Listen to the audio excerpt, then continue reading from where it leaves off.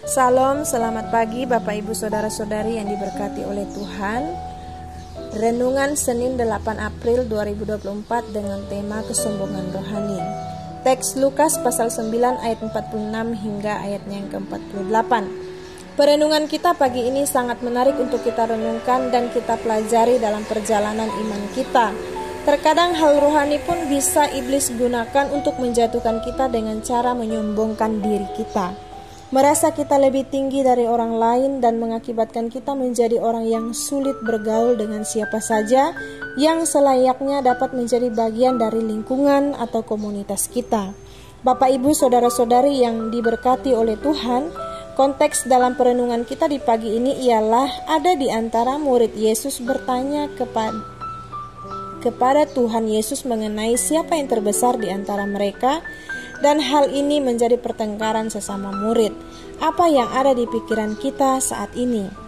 Murid-murid bukan saja 1-2 bulan tinggal bersama Yesus. Mereka melalui banyak hal, baik dari belum percaya sampai banyak mujizat yang Allah kerjakan melalui Tuhan Yesus pun masih membuat mereka bertanya siapa yang terbesar di antara mereka sebagai murid Tuhan Yesus. Luar biasa Tuhan Yesus mengetahui isi hati dan pikiran mereka sehingga Tuhan Yesus membuat perumpamaan agar mereka memahami pengertian yang diumpamakan seperti seorang anak kecil. Dan kenapa seorang anak? Ada tiga hal yang akan menjadi perenungan kita agar kita tidak memiliki sikap sombong rohani dalam kehidupan kita hari lepas hari. Yang pertama, ketulusan hati. Dalam kehidupan atau perkembangan seorang anak kecil dapat dipastikan dia memiliki ketulusan hati yang utuh disebabkan kepolosan dan pengetahuan serta pergaulannya yang jauh berbeda dengan usia dewasa yang mudah terpengaruh oleh banyak godaan duniawi.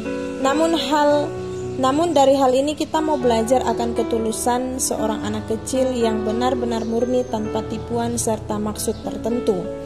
Dan ternyata Tuhan Yesus mau kita belajar dari ketulusan anak kecil, yang artinya ketika kita mengalami perjalanan iman yang membuat kita bertumbuh, itu tidak menjadikan kita sombong dan menjadikan kita memiliki maksud tertentu dalam mengikut Tuhan Yesus. Jika ini terjadi sekarang dalam hidup kita, mari kita minta pengampunan kepadanya. Allah menginginkan hanya Dia yang layak ditinggikan dalam perbuatan dan kehidupan kita hari lepas hari. Yang kedua, mau dipimpin. Seorang anak kecil memiliki kepercayaan yang totalitas terhadap orang tua dan orang dewasa yang ia miliki. Hal ini pun menjadi perenungan kita sebagai orang percaya. Apakah sekarang kita sudah percaya penuh kepada Tuhan Yesus sebagai Bapa kita? Kepercayaan identik dengan tindakan kita atau respon kita akan perubahan. Jika kita mempercayai Bapa, tapi kita masih suka setengah-setengah untuk Bapa pimpin, itu hanya akan menjadikan kita orang yang akan mudah digoyahkan oleh kuasa iblis, dan kesombongan akan ada dalam hidup kita. Pimpinan sejati kita sebagai orang percaya adalah Tuhan Yesus. Mari kita mempercayakan dengan totalitas hidup kita untuk dipimpin oleh Tuhan Yesus. Maka berkat dan penyertaannya akan terus senantiasa mengalir dan memimpin perjalanan hidup kita sebagai orang percaya. Yang ketiga, sukacita dalam kondisi apapun. Bagian ini yang terberat untuk kita lakukan dalam hidup kita. Terkadang sesuatu yang baik saja kita terima dengan sukacita yang penuh. Bapak Ibu yang diberkati oleh Tuhan, mari jangan keliru. Apapun yang Allah kerjakan dalam hidup kita, hendaknya sukacita itu terus tinggal.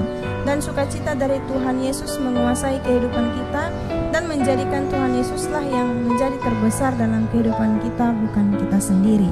Aplikasinya, Tuhan Yesus ingin kita kembali merenungkan bahwa dari kehidupan siapa saja kita bisa belajar untuk bertumbuh di dalam Tuhan Yesus. Tuhan Yesus ingin kita belajar dari seorang anak kecil, dan hal ini bukan semata untuk kita menganggap remeh. Tapi Yesus menegur kita bahwasannya yang terbesar ialah Dia, Tuhan Yesus di antara yang terbesar. Yang mulia dan terindah hanyalah Tuhan Yesus, tidak ada yang lain. Tuhan Yesus memberkati kita. Selamat beraktivitas. Salam, selamat pagi.